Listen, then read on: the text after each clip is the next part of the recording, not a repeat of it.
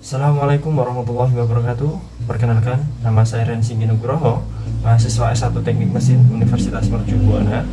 Pada kesempatan kali ini saya akan mempresentasikan laporan kerja praktek saya dengan judul Pengembangan Mesin Pendeteksi Kebocoran Produk Cup Sistem Pendingin Mobil atau HVAC berdasarkan VDI 2221 dan DFMA di PT Denso Indonesia. PT Denso Indonesia merupakan perusahaan manufaktur otomotif hasil joint venture antara Denso Corporation Jepang dan Astra International. Berdiri sejak tahun 1975, PT Denso Indonesia bergerak dalam bidang produksi komponen otomotif seperti spark plug, alternator, starter motor, radiator, sensor, dan HVAC.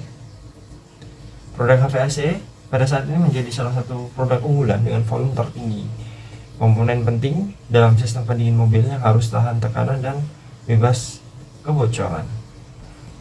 Metode pengujian yang digunakan sebelumnya adalah water bubble leak test, namun metode ini kurang efisien dan akurat. Oleh karena itu, perusahaan berencana mengembangkan sistem deteksi kebocoran untuk produk cup dan HVAC menggunakan metode differential pressure yang lebih presisi dan objektif. Di PT Denso Indonesia terbagi dari beberapa divisi, diantaranya divisi produksi, engineering, QA, maintenance, human resource, procurement, and health, safety, and environment. Pada saat saya kerja praktik, saya ditempatkan di HVAC SI. Tujuan dari aktivitas kerja praktek ini tentunya untuk memperoleh pemahaman langsung mengenai proses produksi sistem pendingin mobil HVAC, terutama pada pengujian kebocoran cup. Selain itu, dapat menerapkan teori VDI 2221 dan DFMA dalam lingkungan kerja nyata serta memberi kontribusi peningkatan efisiensi dan efektivitas proses. Waktu pelaksanaan dari kerja praktek saya dimulai dari tanggal 10 Februari hingga 17 April 2025 di PT Denso Indonesia, Cikarang Barat, Bekasi. Tugas dan kewajiban: melakukan observasi terhadap proses pengujian cup HVAC, mengidentifikasi kelemahan metode water bubble leak test, serta merancang sistem baru berbasis differential pressure leak test.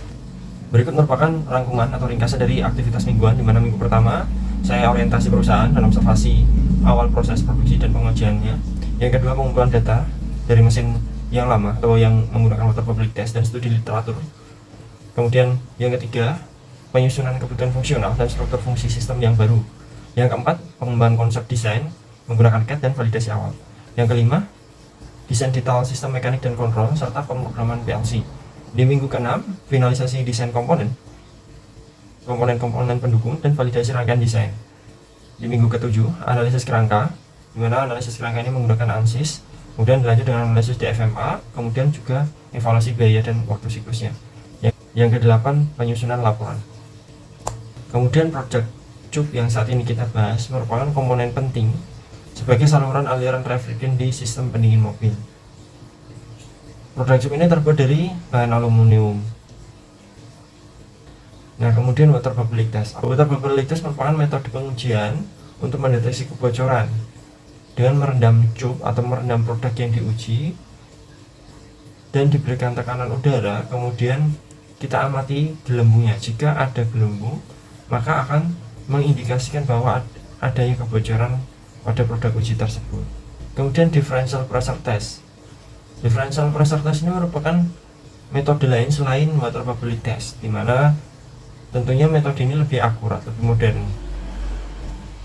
Prinsip kerja dari differential pressure test yaitu membandingkan antara volume dari produk yang diuji dengan volume dari master atau produk yang OK-nya. Jika terdapat perbedaan di antara produk uji yang sudah diberi tekanan dengan master, itu akan mengindikasikan adanya kebocoran atau abnormal pada volume dan tekanannya. Kemudian metode VDI 2221 merupakan pendekatan sistematis rekayasa desain dari Jerman. Tahapan utama meliputi klarifikasi dan penjabaran tugas, pengembangan konsep, perancangan awal, perancangan detail, dan metode ini membantu dalam merancang produk secara terstruktur dan efisien. DFMA Metode DFMA merupakan gabungan dari DFM dan juga DFA, di mana DFM ini berfokus pada kemudian proses manufaktur dan DFA berfokus pada efisiensi perakitan. Sehingga DFMA ini nantinya dapat membantu dalam mengurangi biaya, mempercepat proses, dan meningkatkan kualitas produk. Nah, ini merupakan hasil dari analisis VDE 2221 dalam pengembangan mesin rig test. Terdapat hasil 3 varian. Tentunya dalam memilih varian ini kita mempertimbangkan beberapa fungsi dan modul. Modul-modul tersebut diantaranya pengujiannya, kontrol otomatis, efisiensi operasi, antar muka operator atau interface, kemudian safety, dan juga struktur. Kemudian setelah didapatkan varian, maka kita analisa ketiga varian tersebut. Kita nilai apakah varian tersebut layak untuk digunakan atau tidak. Desain yang kita pilih yaitu varian yang kedua atau ini ya. Nah, setelah didapatkan atau ditentukan varian, maka langkah selanjutnya yaitu kita membuat analisis kerangka. Kita desain, kita ada 3 ide kerangka, yaitu kerangka 1, kerangka 2, dan kerangka 3. Kita lakukan analisis di ANSYS dengan mencari total deformasinya dan von Misesnya. Nah, berikut analisis kerangka 1, dan kita lanjut di kerangka 2, kerangka ketiga, dan berikut merupakan hasil dari analisis kerangka. Nah, ini merupakan analisis DFMA. Kita mulai dari yang pertama awal, yaitu jumlah komponen. Kita bandingkan jumlah komponen di mesin yang lama dengan mesin yang baru. Ini cukup signifikan, dimana mesin yang lama menggunakan 27 komponen utama, dan di mesin kedua atau mesin yang kita desain hanya menggunakan 19 komponen saja. Nah, berikut hasil analisis DFM dari model lama dan model baru. Secara cost, model lama dengan water vapor test itu membutuhkan Rp253.570.000, sedangkan untuk desain yang baru hanya Rp197.270.000. Sehingga dengan perubahan mesin ini yang baru itu kita dapat saving atau cost down sampai 46,3 juta atau sekitar 19%.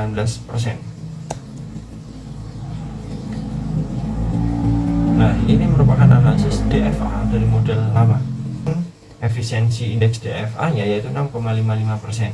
Sedangkan untuk analisis DFA dari model yang baru yaitu 7,25%.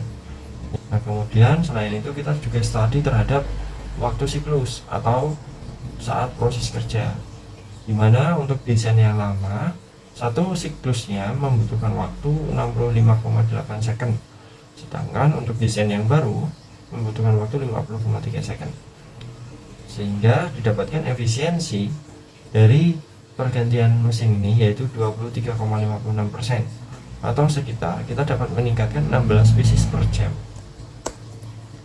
Kesimpulan dan rekomendasi.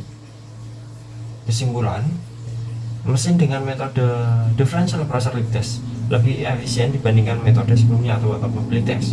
Yang kedua, desain baru memberikan peningkatan dalam akurasi deteksi, efisiensi waktu, dan kemudian perakitan serta biaya produksinya. Yang ketiga, prototipe yang dihasilkan telah diuji dan berfungsi sesuai harapan. Rekomendasi dari laporan kerja praktik ini, yang pertama, mesin uji yang telah dirancang dapat diimplementasikan secara menyeluruh di lini produksi. Yang kedua, evaluasi berkelanjutan dilakukan terhadap performa mesin untuk peningkatan yang lebih lanjut. Yang ketiga, penelitian lanjutan dilakukan untuk pengembangan fitur otomatisasi dan integrasi dokumentasi hasil uji berbasis digital.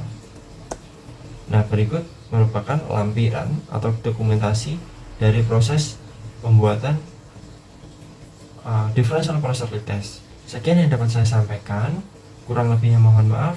Wassalamualaikum warahmatullahi wabarakatuh.